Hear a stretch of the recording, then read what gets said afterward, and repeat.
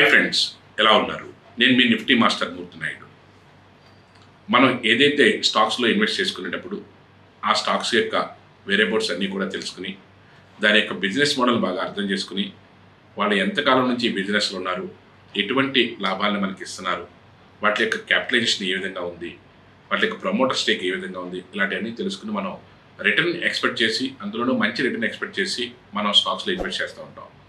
అలాంటి స్టాక్స్లో నేను ఈ రోజున ఏదైతే ఆటోమొబైల్ అండ్ ఇంజనీరింగ్ అంటే డిఫరెంట్ ఫీల్డ్స్లోనూ స్పేర్ పార్ట్స్ని తయారు చేసే కంపెనీ ఏదైతే భారత్ ఫోర్జ్ లిమిటెడ్, ఇది ఒక కళ్యాణి అనే ఒక పెద్ద గ్రూప్ నుంచి వస్తున్నటువంటి ఒక సంస్థ.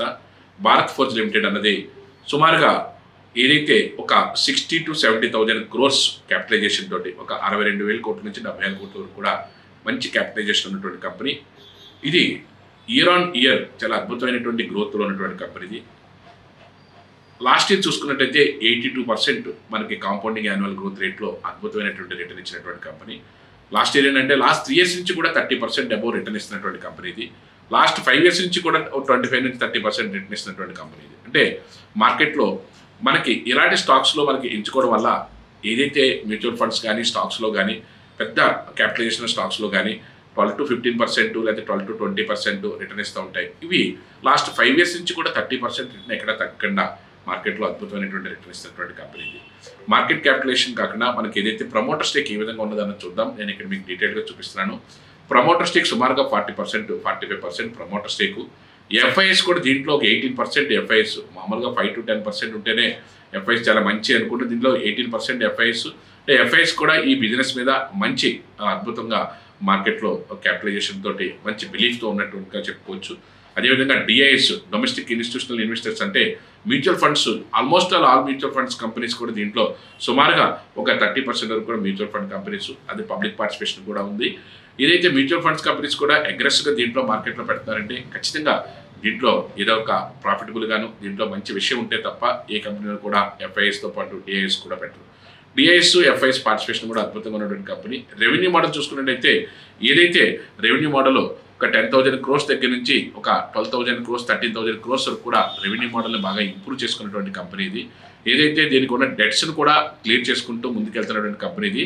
ఏదైతే భారత్ ఫోర్జ్ ఇక్కడ నేను మీకు డీటెయిల్గా చూపిస్తున్నాను. ఇది manufacturing and selling of the forged and mechanical and mechanised components for the auto and industrial sectors.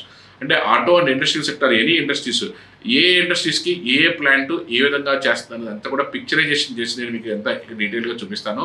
ఇది పార్ట్ ఆఫ్ కళ్యాణి గ్రూప్. ఇక్కడ నేను మీకు డీటెయిల్గా ఇస్తున్నాను. ఇది భారత్ ఫోర్జ్ లిమిటెడ్ బిఎల్ అన్నది, బిఎఫ్ఎల్ అన్నది Bharat Forge Limited belongs to the Kalyani group which has a annual turnover the more than $3 billion ఉన్నటువంటి ఒక పెద్ద కంపెనీ ఇది. ఏదైతే ఇంజనీరింగ్, స్టీలు, అదేవిధంగా automotive and industrial and renewable energy and urban infrastructure and speciality కెమికల్స్లో కూడా ఉన్నటువంటి ఒక కళ్యాణి గ్రూప్. ఇది చాలా పెద్ద గ్రూపు. దాని నుంచి వస్తున్నటువంటి ఒక అద్భుతమైన కంపెనీ భారత్ ఫోర్జ్. దీనికి సంబంధించినటువంటి మార్కెట్ పొజిషన్, అదే ప్రొడక్ట్ మిక్స్ ఏ విధంగా ఉన్నది అన్నదంతా కూడా నేను మీకు ఇక్కడ డీటెయిల్గా చూపిస్తున్నాను. కంపెనీ ఇదే India's largest manufacturers and exporter of auto components తయారు చేయడంలో ఇండియాలోనే number 1 company. Amongst the leading manufacturers and industrial components.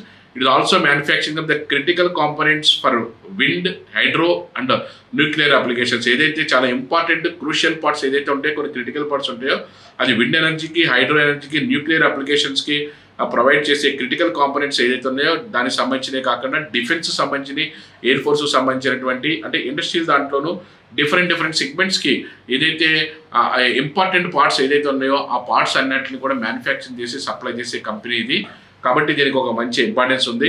అదే ప్రోడక్ట్ మిక్స్ అన్న దాంట్లో చూసుకున్నట్టయితే స్టీలు, ఫోర్జింగ్ 97% రెవెన్యూ అంతా కూడా స్టీల్ అండ్ ఫోర్జింగ్ దాని నుంచి వస్తుంది.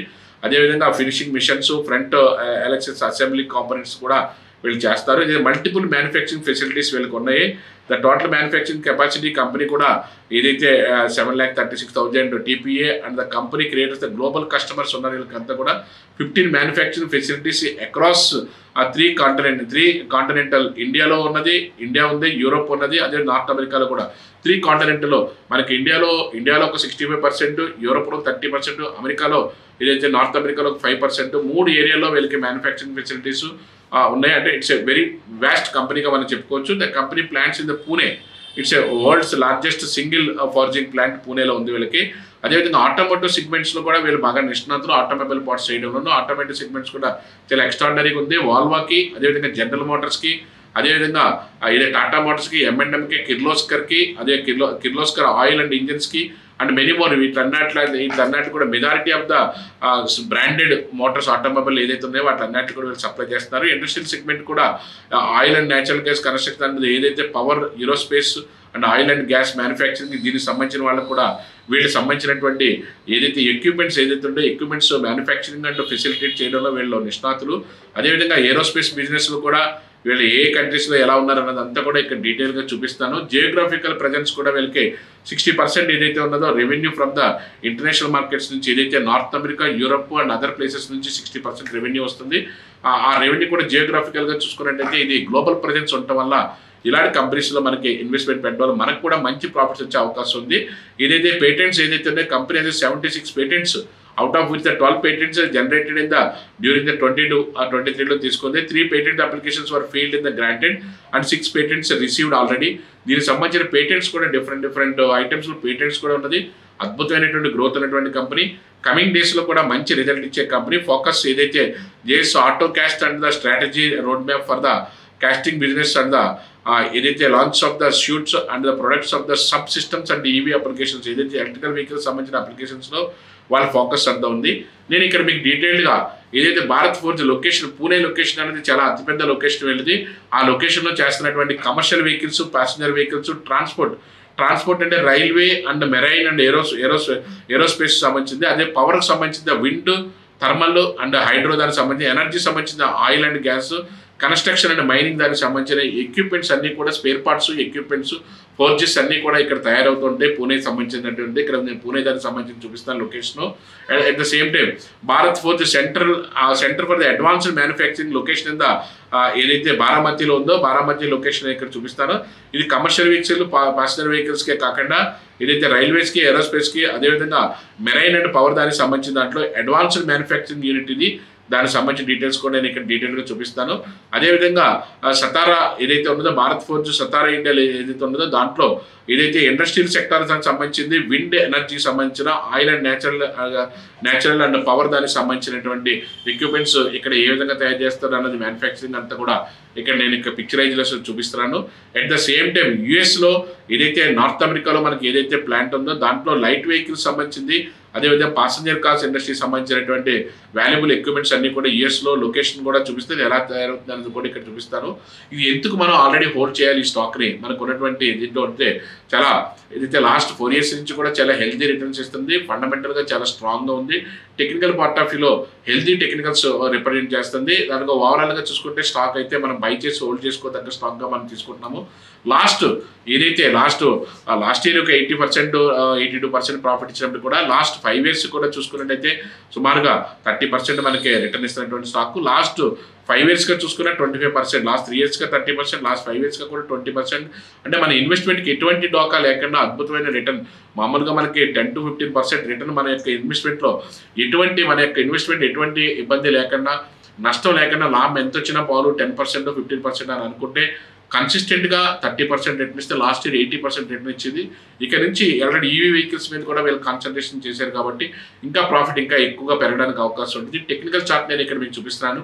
టెక్నికల్ చార్ట్లో మనకి ఏదైతే ఒక మార్కెట్లో ఒక అసెండింగ్ ఆర్డర్లో మార్కెట్లో టేక్ ఆఫ్ తీసుకుని కొద్ది రోజులు కన్సాలిడేషన్ ఉన్నప్పటికి కూడా ఏదైతే మార్కెట్లో లాస్ట్ ఇయర్ అంతా కన్సాలిడేషన్ ఉన్నప్పటికి కూడా ఈ ఇయర్ బిగినింగ్ దగ్గర నుంచి కూడా మార్కెట్లో టేక్ ఆఫ్ తీసుకుని మార్కెట్లో ఒక మంచి పొజిషన్కి ముందుకెళ్ళినటువంటి స్టాక్గా మనం ఈ భారత్ ఫోర్జ్ తీసుకోవచ్చు. మన ఇన్వెస్ట్మెంట్ డైవర్సిఫికేషన్ సెక్టార్లో కూడా అబౌవ్ 20%, అబౌవ్ 30% ఉన్న స్టాక్స్లో పెట్టుకుంటే మనకి ఓవరాల్గా కొన్ని మల్టిపుల్ వేస్లో మనకి మార్కెట్లో అద్భుతమైన రిటర్న్ ఇచ్చిన, కొన్ని స్టాక్స్ 10 to 50% ఇచ్చినా ఓవరాల్గా ఒక 30 to 40%, 40 to 50%లో ఉండడానికి అవకాశం ఎక్కువగా ఉంటుంది. మనకి ఇన్వెస్ట్మెంట్ తొందరగా మనం అనుకున్నట్టు టార్గెట్ని తొందరగా రీచ్ అవడానికి అవకాశం ఎక్కువగా ఉంటుంది. కాబట్టి మీరు కూడా ఇలాంటి స్టాక్స్లో ఎంతో కొంత రీసెర్చ్ చేసి దీని గురించి ఎంతో కొంత తెలుసుకుని ఇలాంటి వాటిలో కూడా ఇన్వెస్ట్ చేస్తే మంచి లాభాలు రావడానికి అవకాశం ఎక్కువగా ఉంటుంది. Thank you.